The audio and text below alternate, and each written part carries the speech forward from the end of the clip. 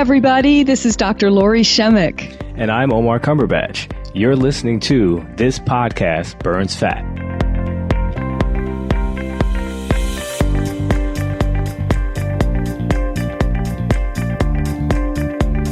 Hey, Lori, how are you today? I am doing wonderful. How are you, Omar? Great, great. Really excited about our guest today, Dr. Tom O'Brien, who I interviewed many, many years back, and Wow. always fascinated by the conversation regarding inflammation and just how it's attributes to so many different diseases that we're going through. Very Yeah. much reminds me of how, you present your material. Well, thank you. Yes, it's something I'm really passionate about and even wrote a book on it. But Dr. O'Brien actually has a groundbreaking book called The Autoimmune Fix, and he won the National Book Award for it, and it was really well received, obviously. But in this case, he goes on into the inflammation area, which is a core component to really everything that's important in terms of health. And I thought it fascinating. What about you?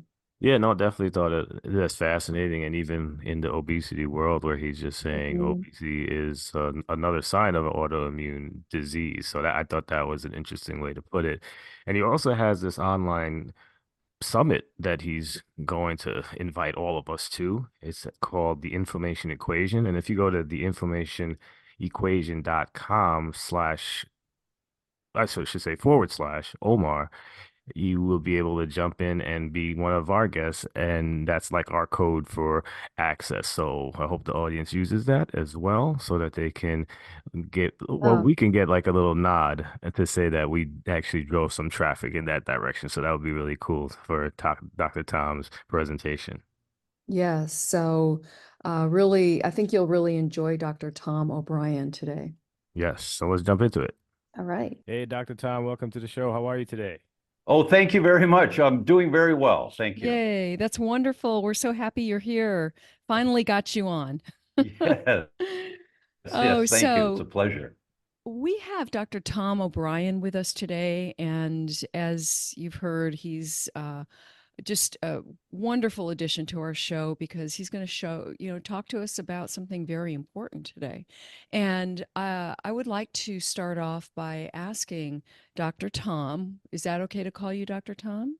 Yes, please. Okay. Yes, of course. Asking Dr. Tom, what is the difference between a healthy lifespan versus a long lifespan? Yes, yes. There's Did I mess quite it up? I think I did. Yeah. no, Total no. lifespan, right? Total lifespan, that's right. Yes. Researchers have been talking about this now for probably a couple of decades.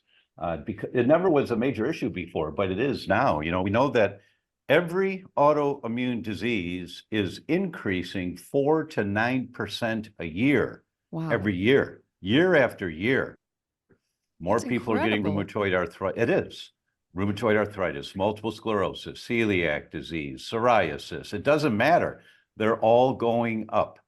And so there must be a common link that's connected to that. And people don't realize that we have low-grade chronic inflammation in our body for years that is diminishing our function long before we get diagnosed with a disease. No one wakes up one morning with diabetes, Right. or with Alzheimer's or with psoriasis. These are all progressive disorders. And so as they started looking at this about 2 decades ago, they started looking at total lifespan versus a healthy lifespan. And a healthy lifespan is one where you are not restricted and you have no diagnosis of disease.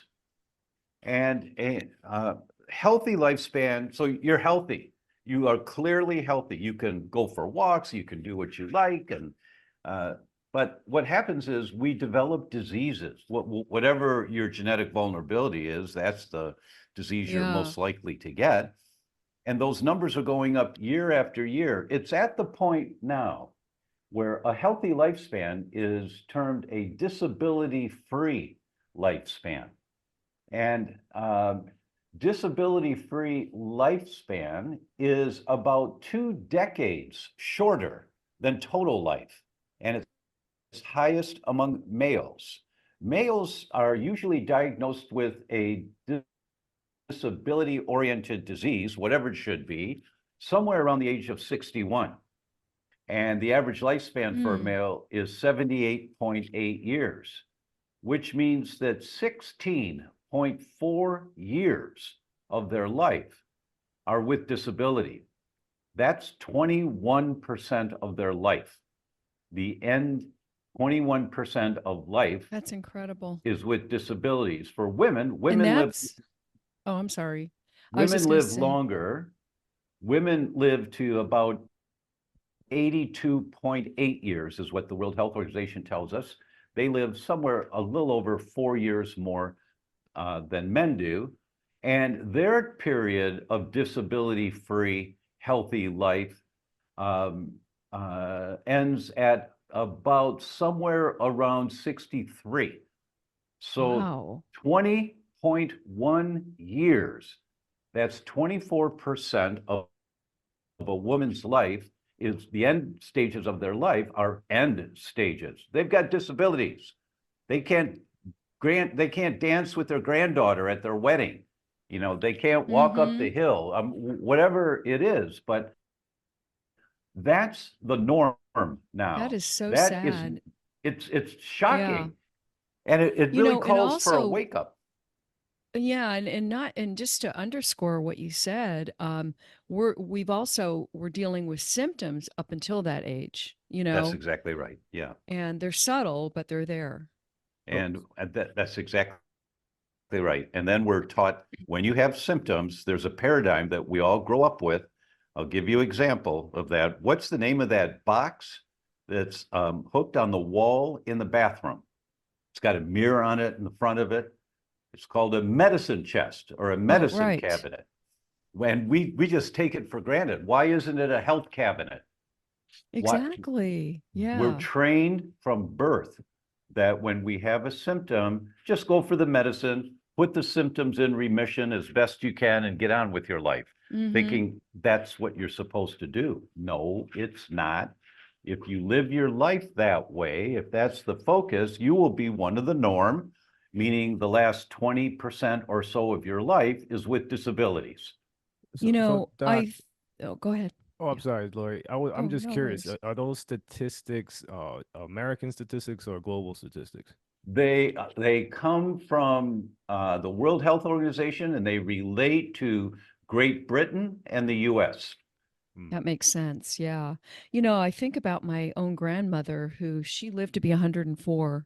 Yes. But yet the last 9 or 10 years of her life, she had dementia and, you know, and high blood pressure. Yeah. So it was kind of like it got worse and worse through the years, mostly the last 5 years, I'd say. But yeah, somebody who lived a long time, but there's that long cascade of poor health. Well, you know, Lori, when you make share that experience with your family, there's a tendency for the listeners to think, well, she's 104, so up until 90, right. she was good. But here's the reality on that. Blue Cross Blue Shield came out with a paper in February of 2020, and it was completely ignored because that's when the virus came out. But what they said was, we've got a real problem here. In the previous 4-year period, there was a 407% increase, not 10%, not 20%, not 100%, 407% increase in 4 years in the diagnosis of Alzheimer's in 30 to 44-year-olds. Oh, That's incredible. That's like, what? That's incredible. What are you saying? Yeah. And, Blue Cross and Blue Shield is saying, we got a real problem here. This is going to bankrupt us. And no one pays attention to it. This is the true pandemic that's going on. And we all joke about, oh, I'm getting old. I don't remember the way I used to. Well, how old are you? Well, I'm 38. No, that's not supposed to happen. No, well, it's stress. No, it's not. Stress just makes it worse, but the memory center of your brain is on fire. You have inflammation in your brain that's killing off more cells than you're making. Yeah, And and you know, and it's one thing that you specialize in is, I would say, just by mere osmosis, if you will, is the autoimmune factor. That's what you focus on in your career. Is that correct? yes, yes. So Yeah, that's atherosclerosis is an autoimmune disease. You know, I had the privilege to write a chapter I in a did not couple, know that. yeah, in a Oh, couple of cardiovascular textbooks that are used in integrative cardiology in medical school. wow, And that's I impressive. started off by saying that the notion that atherosclerosis is a lipid storage disease, a fat storage disease, is a historical misconception that was disproven in 1986. It's an inflammatory disease. That is It's true. Yeah, that and is. no one pays attention to that, but I it's an know. inflammatory disease. You know, the Center for Disease Control tells us that 14 of the 15 top causes of death in the world today are chronic inflammatory diseases. It's always inflammation. Everything except unintentional injuries is an inflammatory disease. That's Alzheimer's, that's Parkinson's, that's diabetes, that's But rheumatoid, that's un MS. unless it's acute, it's not necessarily autoimmune, or are you No, saying it no, is? no, it's always Always. Interesting. autoimmune. Okay. Always. It's Okay. always the immune system trying to protect you from something. Right. That's And true. we Yeah. think it's an immune system that's gone haywire. No, it's not. No, it's not. Read my book, The Autoimmune Fix. There's over 300 and I think 340 some studies in that book that demonstrate it's an inflammatory condition. It's the immune system trying to protect you. And what I'll about give you an obesity, for example. example?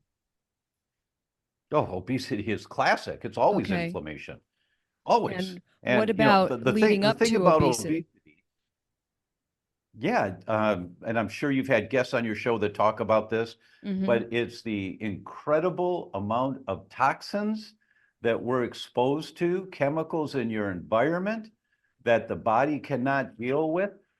We don't have mechanism to deal with the chemicals that we are exposed to on a daily basis. Your immune system is the exact same immune system as your ancestors 10,000 years ago. The same immune system, the same kidneys, the same liver, the same gallbladder, everything functions the same. And the immune system of our ancestors kept them alive and thriving. There were 6 things that the immune system was able to protect them from: bugs, parasites, viruses, mold, fungus, and bacteria. That was it.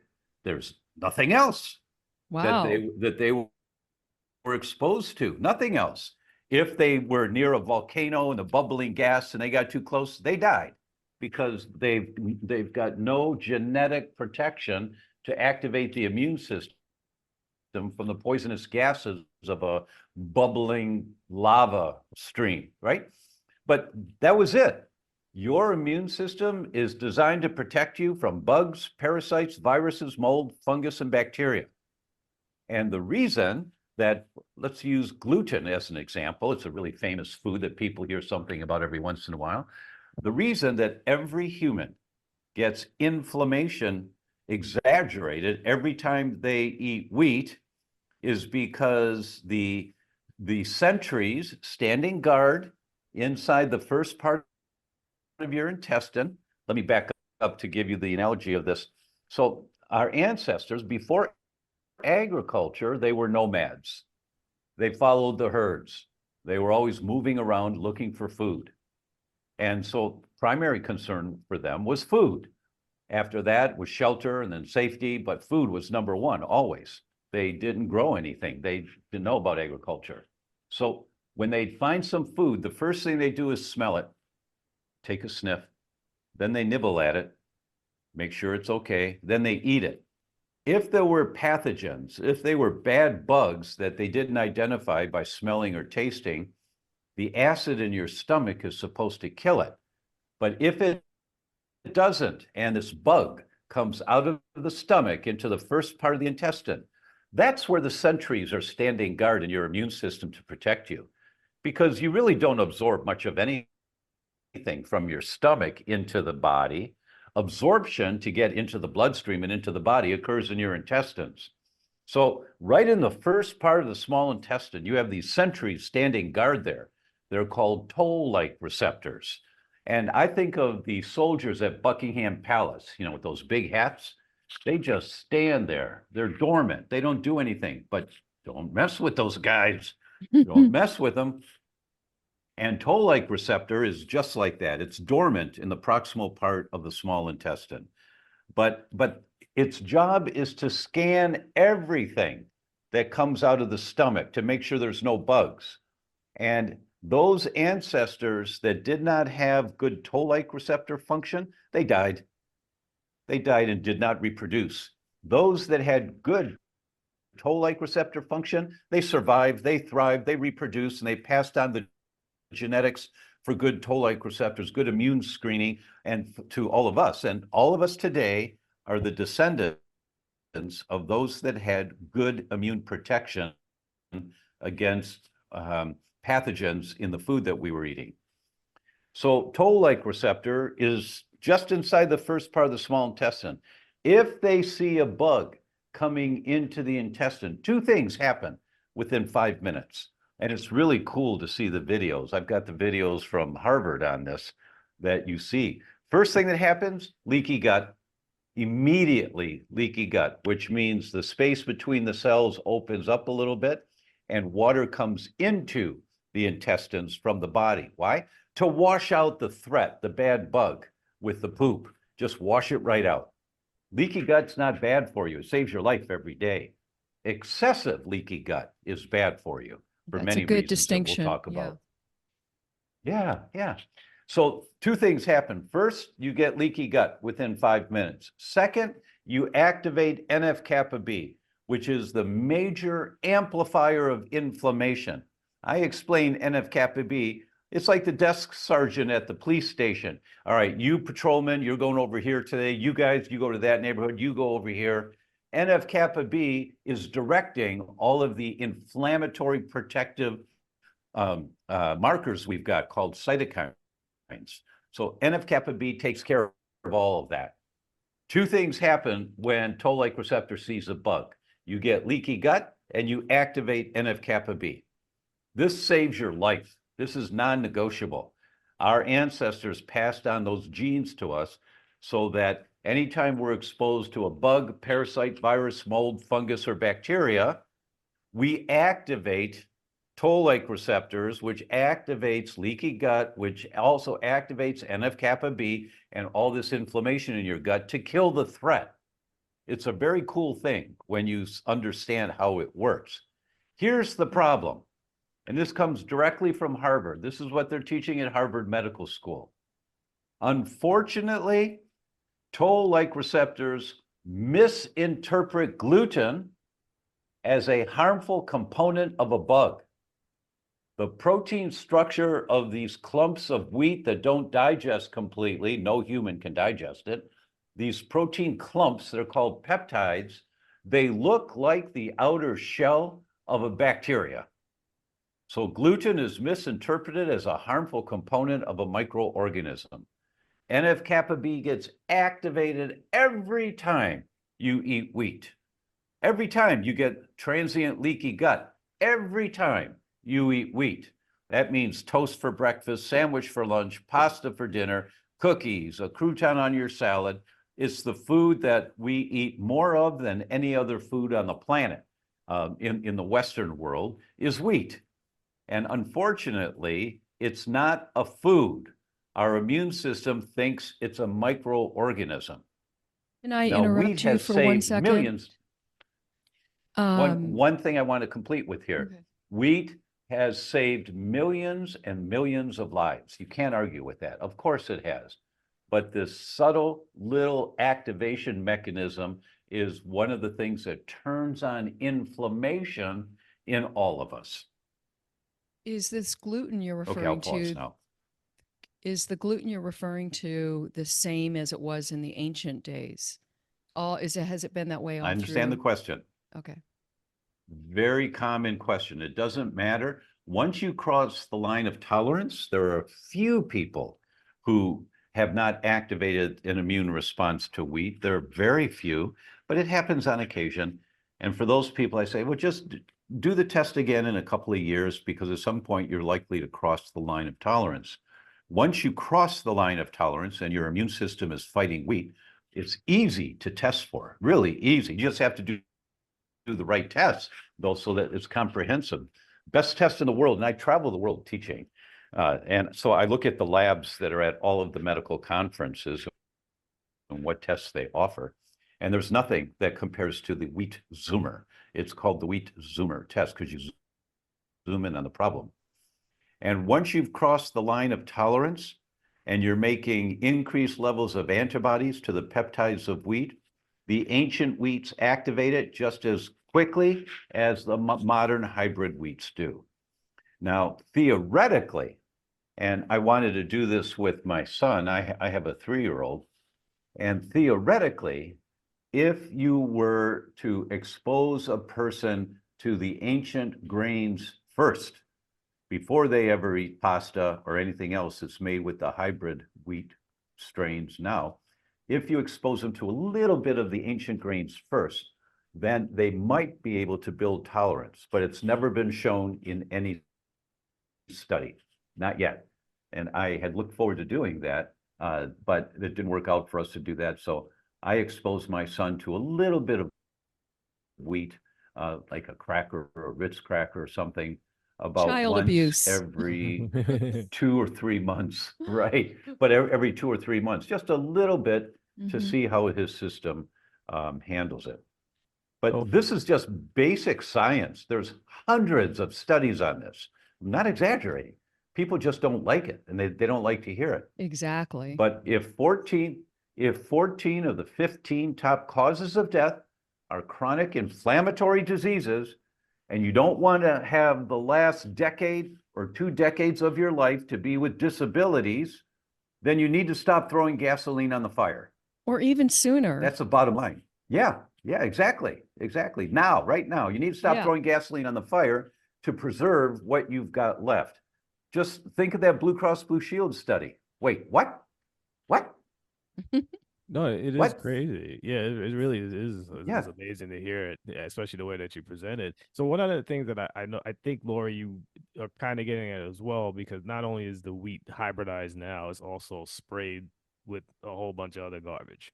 Like, Right. what is Glyphosate. yeah, what is the ramifications of that? And just can you explain how that just talk about lighting the fire? I mean, it's got to be even more horrendous than we could imagine. Yeah, it is. You're absolutely right. It is. And um, I'll give you a study as an example in just a moment. But first, to answer your question directly, glyphosate, and a lot of people say, well, it's the glyphosate that's the problem. Eat organic wheat. No, it's not. Come on, you making that up. There is no science to that. It's very clear that glyphosate makes the problem worse. It's very clear and accurate. Yes, it does, because glyphosate kills the good bacteria in your gut. Yes. Thank you. That's the problem. And if Mrs. Patient, if there's only one thing you're going to do to be healthy, if there's only one thing, it's learn how to build a healthy, diverse microbiome. Nothing is more powerful in contributing to overall health than having a good, balanced, diverse microbiome. And glyphosate kills your microbiome. So you sabotage yourself every time you eat a food that has been sprayed. So let me give you a study now from the Journal of the American Medical Association. And the editors of the journal wrote a comment and said, this is an elegant study using sophisticated biomarkers to demonstrate their point. Now, you may not know, but the editors of the Journal of the American Medical Association don't say things like that. They don't give stamps of approval to studies that stand out amongst all the other studies in the journal, but they did. They did for this one. And this was impressive. couples going to assisted fertility centers. And as you may know, if you had friends that have done this, they're spending tens of thousands of dollars to try to get pregnant and start a family. It's a beautiful thing that they're doing. And it's very, very stressful for them as individuals. And they ruled out all of the known factors that sabotage good results with implantation and then a successful pregnancy. They ruled out cigarette smoking. They ruled out alcohol. They ruled out exercise, no exercise, socioeconomic class, race. They ruled out all of these things. And they looked at one factor in an elegant way that no one can argue with. You know, I'm not a statistics guy, but these are top people at Harvard that published this. And they looked to see how many servings of fruits and vegetables was the woman eating a day during the implantation cycles, preparation for implantation, and then the implantation occurs. How many servings of fruits and vegetables a day? And they divided these women into fourths, the lowest amount per day, the next, the third, and the highest. And the results were shocking, just shocking. What they found was that those in the highest category of servings of fruits and vegetables per day, compared to those women in the lowest category of servings of fruits and vegetables per day, those in the highest category had an 18% less likelihood of successful implantation. 18%, wait, what? The more vegetables I eat, the worse the outcome? Yes. That's crazy. And if they did get pregnant, they had a 26% less likelihood of a live birth. They had more miscarriages and stillbirths. Wait, what? And the editors of the journal said this is an elegant study using sophisticated biomarkers to demonstrate their point. You can't argue with the results. That is it. The more, Do you believe it's a factor of the lectins in there, etc.? no. Lectins can be a problem. That's a good question. They can be a problem. However, there was a subgroup of women and they accumulated the information, and this is what really shocked them. Those who were eating organic vegetables, fruits and vegetables, complete opposite. Much better results the more servings they were eating. That tells you organic everything. Fruits and vegetables. Yeah. It's the insecticides, Right. the pesticides, rodenticides, fungicides, antibiotics, glyphosate that's on your cucumbers and tomatoes and cabbage and broccoli and apples and berries. I think, and I don't have any science for this. This is my opinion. I haven't been able to find any science. But I think the most sensitive tissue in the human body is a fertilized egg. It has no protective mechanisms whatsoever. It's completely dependent on mom's environment. When mom is inflammatory because of all the toxic chemicals that have accumulated in her body over the years, and mom's just a walking flame on, like Torch in the Fantastic Four, flame on, and just inflamed, the success of the implanted fertilized embryo goes way down. Now, here's the good news on all of this. There's one more point to this study. I'm sorry, but this is important. Women were put in the category of organic consumption and getting exact opposite results if they were eating 3 servings per week of organic fruits and vegetables. Not 3 a day. That's all? 3 a week. That's all. If they were 2 a week, no, the results were like those that were eating conventional fruits and vegetables. But if they were at 3 a week, they got the results of those that were eating only organic. A serving is a half a cup? About, ballpark. About, yeah.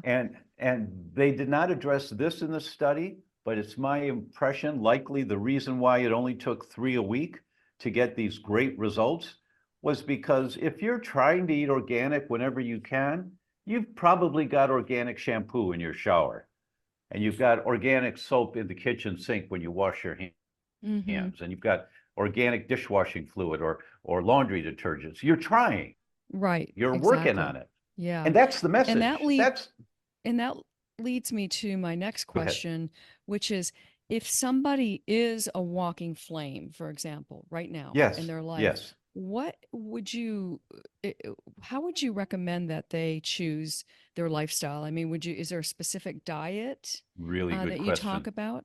Thanks so much. Mm-hmm. I've spent the last year, I started in March of 2023, interviewing, and I've interviewed 64 of the world leaders. I went to 7 countries and interviewed the world leaders on this topic. And I put together this docuseries called The Inflammation Equation, Decoding the Path to Optimal Well-Being. And because there's so much information, how do you decode all of this information? What do you do? What diet do I eat? Where do I Yeah. start? And so it's about 45 minutes a day for 9 days online for free. And you hear David Furman from Stanford, who has a contract with NASA. Why are the astronauts aging so quickly in space? Their aging is accelerated tremendously when they go in space, and his team figured out why. It's always inflammation. And one of the things they discovered was that the air in the shuttles was terrible, full of phthalates in the Oh, air. Phthalates are interesting. chemicals used to mold plastic, and they're breathing phthalates. Just like if you've got plastic blinds on your windows in your house, you're breathing phthalates. And when you take a credit card slip from the waitress at the restaurant and you fold Mm-hmm. it up and put it in your pocket, the BPA, bisphenol A, which is a phthalate, is in your bloodstream in 4 minutes. You've increased your BPA levels by over 100% within 4 minutes just by folding a credit card receipt. I never touch those things. I don't I either. take a That's so picture of it funny. with my phone. Yeah, I know. just It's take a funny picture with your if phone. they ask you, do you want it? I say, no, it's okay. Right, I I don't say take it. no. And if Yeah. they hand, oh, no, thank you, I don't want it, Or but put I'll it in take a my picture of, bag. can you just, Yeah. yeah. Well, but if it's in your bag, then you're gonna take it You out of still, your bag yeah. at some And point. or it stays there. Yeah, okay, okay. But what we have, so I put together the inflammation equation. So what do? You listen to Fran Drescher, the nanny, when I interviewed Fran. And she is so wonderful. Fran was diagnosed with uterine Mhm. cancer 24 years ago. Cancer schmancer. That's right. And she asked her oncologist, why did this happen? And the oncologist said, I don't know, it just does. And Fran decided that she wasn't going to dedicate her fame to raising money for cancer research. Rather, she was going to educate on where cancer comes from. And when you hear her talk about, and she says it with that Brooklyn drawl Yeah, of hers, very she says, strong. go to Yeah. your medicine cabinet. Go to the medicine cabinet, pull out the toothpaste, read the label. Warning, do not swallow. If swallowed, call National Poison Control Center. That's on your toothpaste. And that's the toothpaste you're giving to your kids. Wake up. That's really the truth. And so Yeah. in terms of the diet, would you then, are you recommending anti-inflammatory foods that are pure, essentially? Well, when we talk about eating styles, there's a number of different reasons to choose the eating style that you want or that you're interested in. There's benefits at times to something like a keto diet for some people. You get some benefits, but you can't live on it forever. But the forever diet, the Italians came up with this. It's the Mediterranean gluten-free diet. And at the very bottom, if you Google that, you'll find the study, download the study, print out the page with the pyramid. We've all seen the food pyramid, but you print out this food pyramid and you put it on your refrigerator. At the very bottom of the pyramid, the most important thing that you take on a daily basis is water. You have to have enough water. That is so important. I know. To flush out the toxins that you're exposed to. That people, look, just pinch the back of your hand. And when you take your hand away from the pinch, it should go flat immediately. Immediately. You don't see a little ridge that then flattens out. It should go flat immediately. If it Elderly doesn't, you're people, it dehydrated. stays up. Yeah. Generally, elderly That's people exactly are right. dehydrated. Yeah. Yeah. Well, Yeah. Doc, But let's unfortunately, stick, our younger people now are too. yeah, can we What's stick with the that? water for a Oh, second too? Because I know obviously we have a lot of issues with water and its purity as well. So let's, since yeah. we're down that road. Yeah. Yeah. What we have to realize is that you're living in a world where you're exposed to so many toxic chemicals. The average woman, it's 186, I believe it is, different chemicals she puts on her skin before she leaves the bathroom in the morning. Between the makeups and the shampoo and the conditioner and the underarm deodorant. For guys, it's somewhere around 80 to 85 chemicals on a daily basis that we're putting on our, well, it's on my skin, it's no problem. No, it all gets absorbed. It all, Yeah. and once again, every autoimmune disease is going up 4 to 9% a year because we're becoming more toxic and more toxic and more toxic. Let me give you an example of this. Chicago, 2016.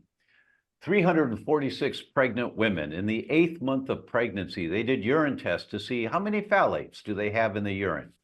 Phthalates are chemicals used to mold plastic, like BPA is one of them. And they put the results into fourths, the lowest, the next, the third, the highest. They then followed the offspring of those pregnancies. When the children turned 7 years old, they did Wechsler IQ tests on them, the official IQ test. This was every child in that category of, if their mom was in the highest category of phthalates in urine in pregnancy compared to the children whose mothers were in the lowest category of phthalates in urine in pregnancy, those in the highest category, those children, their IQ was 7 points lower than the other kids, 6.7 to 7.4 points lower. Wow. Now that doesn't mean anything to anyone until you understand a 1-point difference in IQ is noticeable.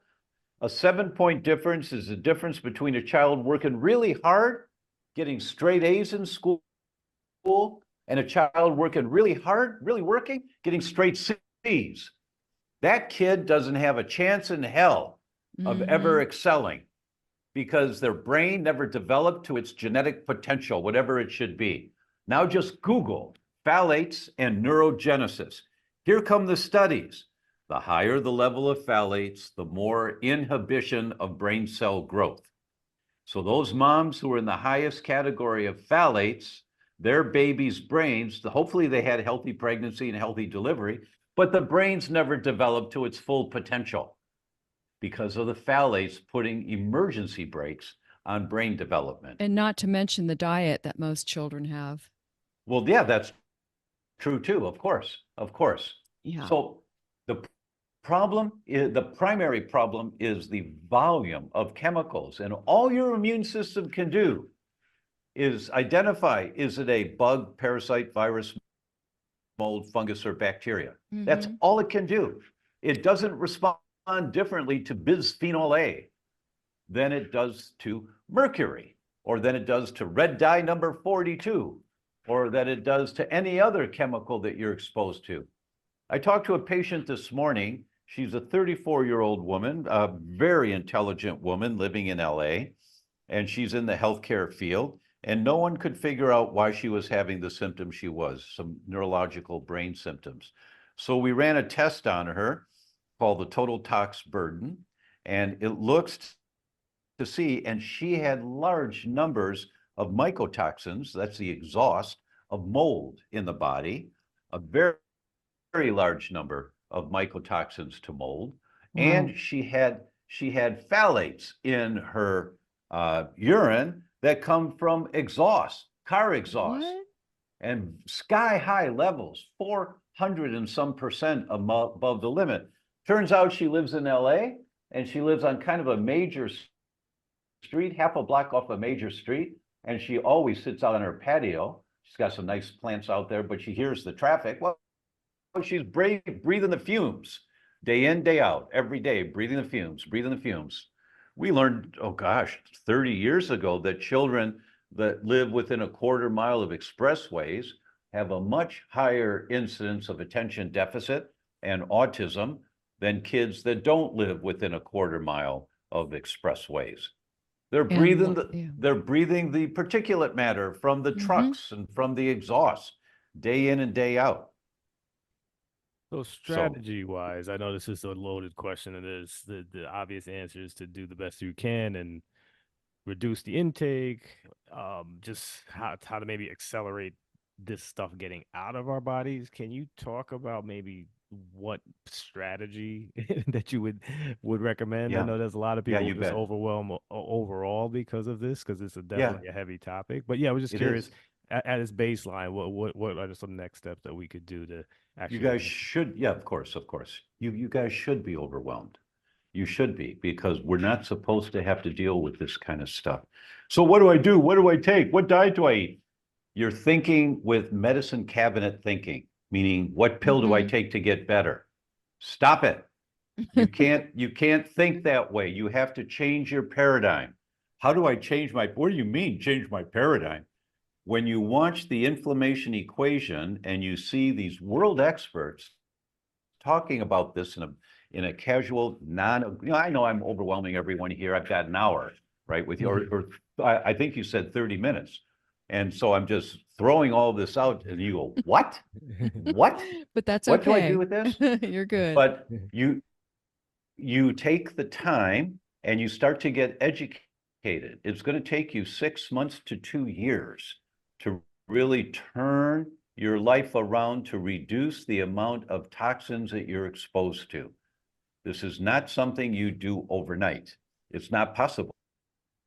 You have to change your paradigm. And the only way you change your paradigm is by taking bite-sized bits of information and really chewing it up and digesting it. You know, in my book, You Can Fix Your Brain. That's the name. I argued with Rodale for 2 weeks about the title, my publisher, but that's a great title. This is the title. Yeah, I love it. Well, thank you. It's #1 in 7 categories on Amazon for brain function. It's really a great book. But the subtitle, thank you. The subtitle of the book is Just 1 Hour a Week to the Best Memory, Productivity, and Sleep You've Ever Had. That's the secret to success. You tell your family, look, every Tuesday night after dinner or every Saturday morning, whenever it is, I'm going to allocate 1 hour. Don't talk to me. Just leave me alone. I'm going to learn a little more how we can be healthier. Then you go back to my book and you remember that you learned that nail polish, when you apply nail polish, that the phthalates that make the polish hard are in your bloodstream in 4 to 5 minutes. And so you go look for, here's the organic nail polish companies that are phthalate free. And you go online and you look them up and you order one, Or when you learn that storing your leftover food in plastic containers in the refrigerator, the next day, the food's got phthalates in it from the plastic.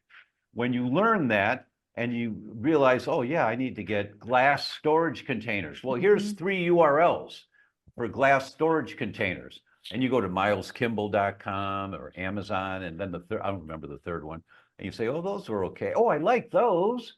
And you order 3 round ones and 2 square ones and 1 for the pie, and you pay with your credit card. It took an hour, but you're done for the week. Never again will you poison your family with minute amount of poisons that accumulate in their body from using plastic storage containers. I love that. And then next week, you learn about houseplants and which houseplants absorb the toxins in the air. You can go to my website, thedr.com/plant, and you can download that handout from NASA on the houseplants that absorb the toxins in the air. And then next week, and every week, you spend 1 hour, and in 6 months, you've changed your life. But you took it in bite-sized pieces. Bite-sized pieces. I love that you make it, bite-sized pieces and so easy for people. Yeah, there is no medicine cabinet cure to what's taking you down. I don't know how to say it differently. One question, what about supplementation? It's helpful, but your disease is not your disease is not a deficiency of the supplement. Is it more protective, the supplementation? I opened my practice on Valentine's Day, 1980, Mhm. and I've been using supplements since the day I opened my practice. They're very helpful, but you're not going to stop the amount of inflammation in your body and keep living the lifestyle, but just take supplements. Mhm. You can't keep throwing gasoline on the fire with one hose and then try to put the fire out with a smaller hose of a supplement. You need a You can't holistic do it. approach. Yes. That's right. And that takes 1 hour a week. And in 6 months, your friends say, you see someone you haven't, wow, you look great. What happened to you? You look so much younger. I Well, don't have I changed out plastic in my skin. that's right. Right. I changed out my cosmetics. I've got organic shampoo. I only run the dishwasher at night when everybody's asleep because it's watertight, but it's not airtight. And you outgas these chemicals in the air that are extremely toxic. And I learned about what a non-toxic dishwashing fluid is, and I use that. And I've got non-toxic shampoos, and I've learned and for foods, I eat organic now. I eat free-range chicken. You just start downloading to your friend, and they're overwhelmed. They have no idea what to do because you've just rattled off 10 things that you've changed in the last 6 months that have made a huge difference in the quality of your life. Wow. You delivered today, I'll tell you that much. I can't Oh, wait to yeah. jump on the website because, like you said, I'm a big fan of just how that 1 hour a week thing works. I think that works in Exactly. all forms of life. And once you do, and Yes. you do it that one time, it's just a It's fixation of done. your, it's Yeah. done. It's like you never really Yeah. turn back. I remember the first time I bought like that cookware that didn't have like Teflon or anything like that. Right. And Right. I've had those that cookware for 15 years, so I haven't turned back. I Yeah. didn't have to think about it since. So yeah, Way you to go.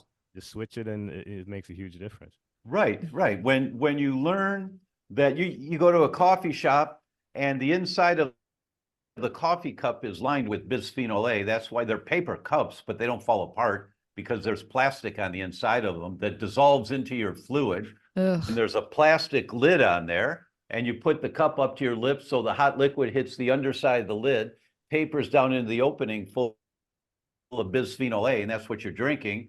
So when you learn all of that, then you go into the coffee shop with your stainless steel container and say, fill it up, please, with whatever you want. But you bring your container with you.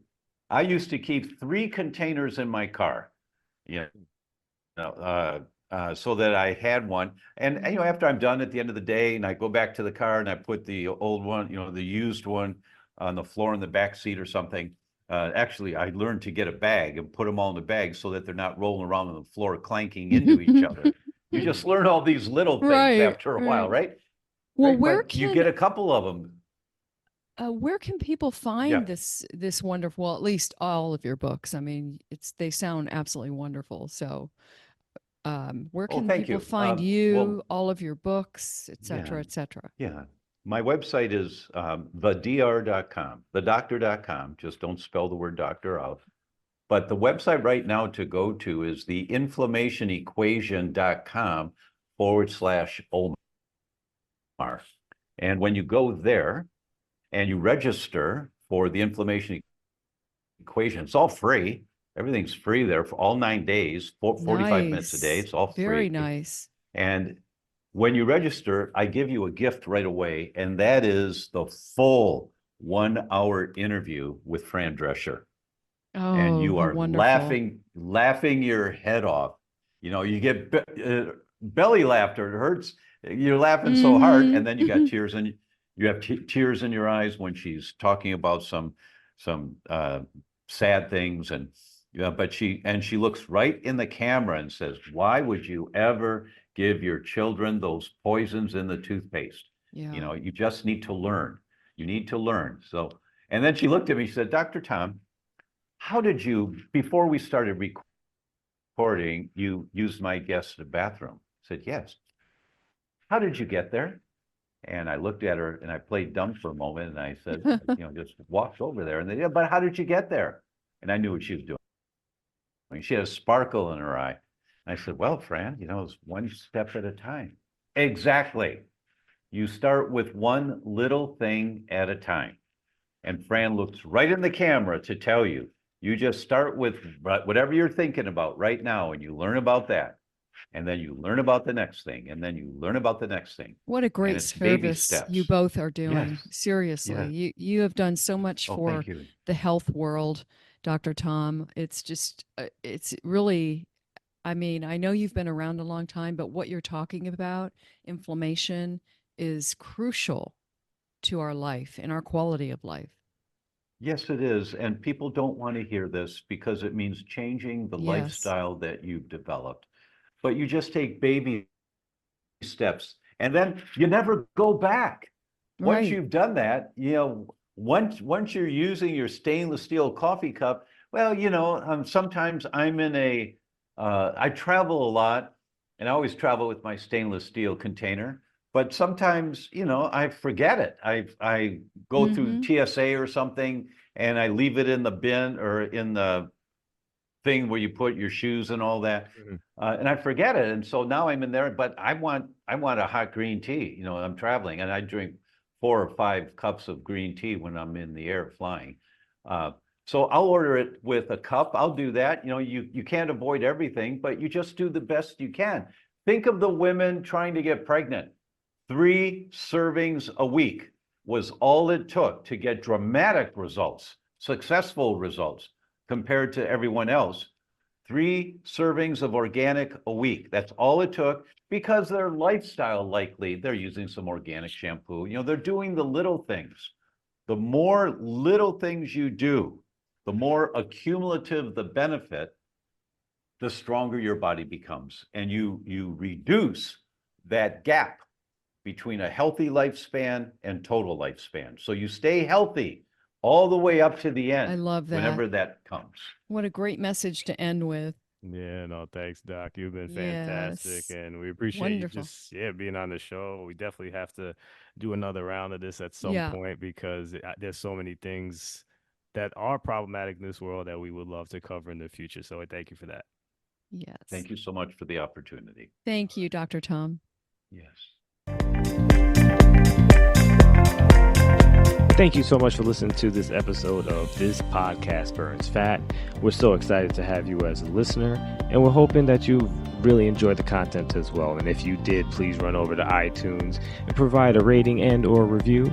It will go a long way in helping us continuously build our listenership up so that we can provide you with excellent content regarding fat loss, weight management, and just an overall healthy lifestyle. Thanks so much. Have a great night.